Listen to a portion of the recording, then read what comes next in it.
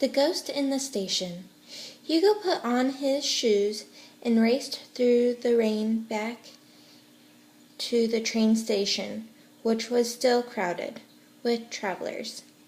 He had no idea how he was going to manage it, but he couldn't wait to bring the automation to George Miles. He shook himself dry like a dog and sprinted across the crowded halls. Excitement coursing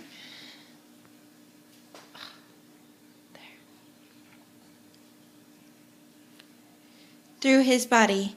His hand was hurting, and he knew it was going to be hard to carry the automaton back to the old man. So he stopped at the cafe to get some more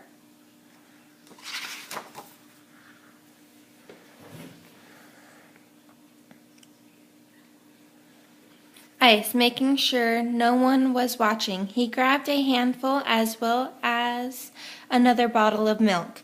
The newspaper vendor was talking with the owner of the cafe. "I don't believe it. Here, are you sure this is true, Madame Emily?" said the newspaper man. "Yes, Monsieur Frick," she answered. "My friend cleans the police station, and she overhears a lot," said Madame Emily.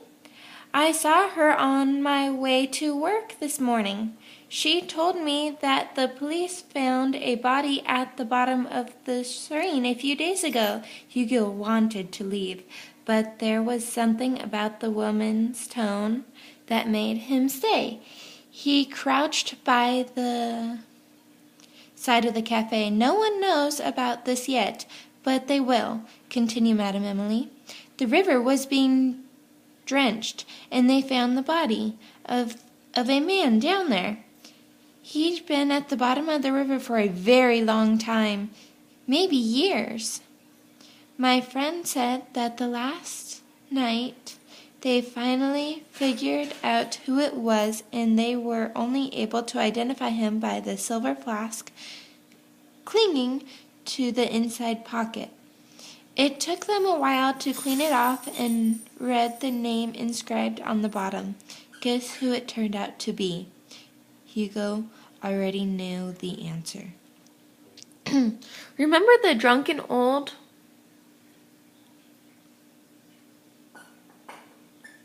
Where was I? "Remember the drunken old timekeeper of the station?" continued Madame Emily. "It was him, dead for years."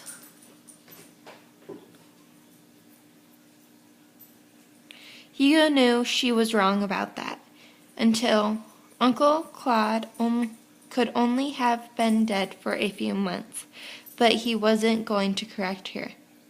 "Oh my," said Monsieur Frick, who was used to being the one who knew things first. "Well, I guess nobody seemed to miss him." "But don't you see what this means?" Madame Emily said.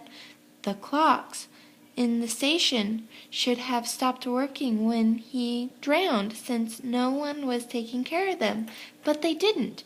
They kept running perfectly." The timekeeper was resting comfortably at the bottom of the river.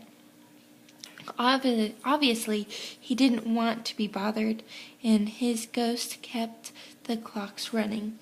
But then they went and disturbed him, and haven't you noticed? The clocks are all breaking down. The station is haunted. At that moment, Hugo accidentally dropped the ice and the bottle of milk, which shattered loudly on the stone floor. As Madame Emily spun around and spotted him, she yelled, "My milk! So you're the one who's been stealing from me." Hugo ran across the crowds as quickly as he could and disappeared into the walls. His head still reeling from what he had just heard. Back in the room, He took a few minutes to catch his breath.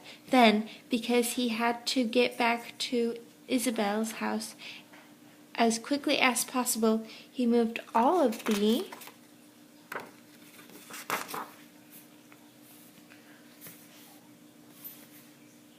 boxes away from the automation's hiding place.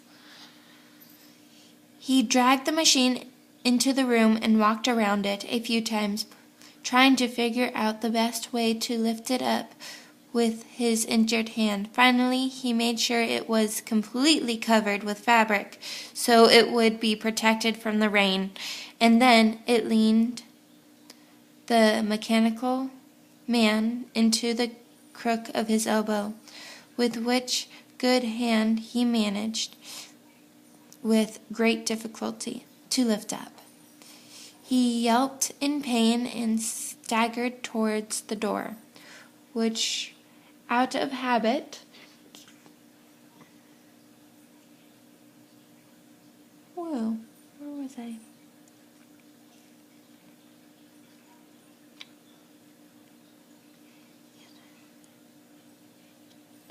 Oh, out of habit, he had closed behind him when he came in. He knew he would have to put down the mechanical man to open the door, and he was trying to figure out the least painful way to do that when there was a knock. "Isabel," Hugo said. With a great deal of force, the door flew open, and for a moment all Hugo could see was green. The station inspector bursted in like a hurricane, followed immediately by Madame Emily and Monsieur Frick. The station inspector grabbed Hugo by the arm. Hugo yelled out, and to his horror he dropped the mechanical man, which landed on the ground with an awful ringing crash. "That's him!" yelled Madame Emily. "He's been stealing milk and croissants from me for months." "I saw the whole thing," cried Monsieur Frick. "He's a thief." "Thank you both very much. I'm glad you were able to follow the boy. Now please, I'll take care of things from here." "What is this place?" asked Monsieur Frick, looking around. "It's the timekeeper's apartment," said the station inspector. "The timekeeper?" shrieked Madame Emily, turning white as ghosts. She and Monsieur Frick ran from the doorway of Hugo's room. The station inspector rolled his eyes and now focused his attention on Hugo, who was writhing in his arms. "Stay still," he shouted, but his face changed immediately from anger to confusion when he looked down at the bundle laying on the floor. "What is going on here? What is that?" Other details about the station inspector, things that Hugo had never noticed before, came into focus. The man had bad teeth. The top part of one of his ears was missing. He smelled slightly of cabbage. The station inspector, not letting go of Hugo, leaned over and moved the fabric until he could see the mechanical man lying on his side, its neck bent backwards. "What in the world?" he said. The station inspector walked around the room.